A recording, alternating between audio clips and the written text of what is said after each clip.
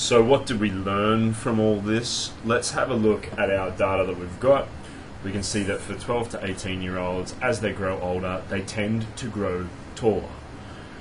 Now we can see that based on the data we've got, we could make an assumption, but we've also been able to form a model using exactly the data we've got and use exact values to come up with a line equation and plot that line on top of the scatter plot that we've got to come up with an exact model to see how tall each person should be at whatever age they are. We can also then analyze that model using a residual plot to look at whether the line model was a good suit. Yes, it was, because all of this data seems to be relatively evenly spread around that line there in the middle. So that line pretty well cuts through the middle of it all, which means that's what's typical or normal. Now, we can also have a look at exactly how far above or below the line each person actually was, because we know that despite this model, or this line that we've got, that doesn't mean that everyone's going to be on the line. And we can see exactly how far above or below each person was. Now this works for our 12 to 18-year-old data. We can see that a linear model seems to be pretty good. However, we do also know that as people age, they eventually stop growing.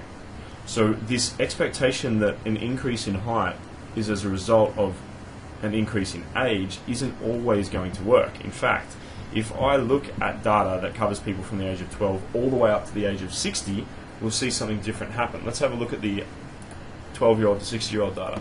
I've taken all of our 12 to 18-year-old data and I've added a bunch of data points that go all the way up to people who are 58 years of age, and I've done the same data analysis for those, and I've done the same plots for those, same graphing. So what I can see is that this is all the same data up to here, but it seems like it flattens out after that. I can add a trend line for it, and I can have a look at that trend line, and it still seems to be going up from the start to the finish, but it doesn't seem as steep as the other one was. That one's kind of like, ooh, it's really going up, and this one's kind of like, oh, it's a bit flatter. And that's due to the fact that we do tend to flatten out in our age as we get older. But it still goes up a bit. So we're still assuming that when you're getting older, you're still getting taller. Now, that's just not the case. What we need to do is look at this data and say, okay, well, is there something kind of funny going on? Let's have a look at our residual. What we see is that the data is evenly spread for the older ages across that line, above and below, above and below, above and below, and then it's kind of like, well, there's more people here than there are here.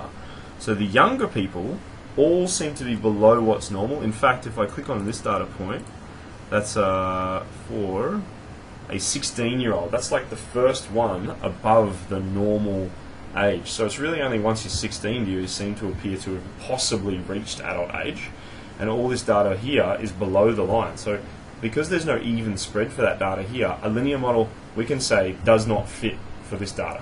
Does not seem to work. And finally, we can have a look at it for all the adults and just the adults. So ages 18 to 60, I've put a trend line on here, and with the equation and everything, and we can see that it's actually, if anything, going down just a tiny bit. And if I look at the residual, it's evenly spread the whole way along. So it seems that just for the adults, a linear model does fit. And just for the younger people, a linear model does seem to fit. But if I put them together, I can argue that it does not fit. So there's different models for different age groups. Good way that we can use all the information that we've had and all the analysis we've done and actually make some meaning of the data and what it can actually tell us in the end of it all.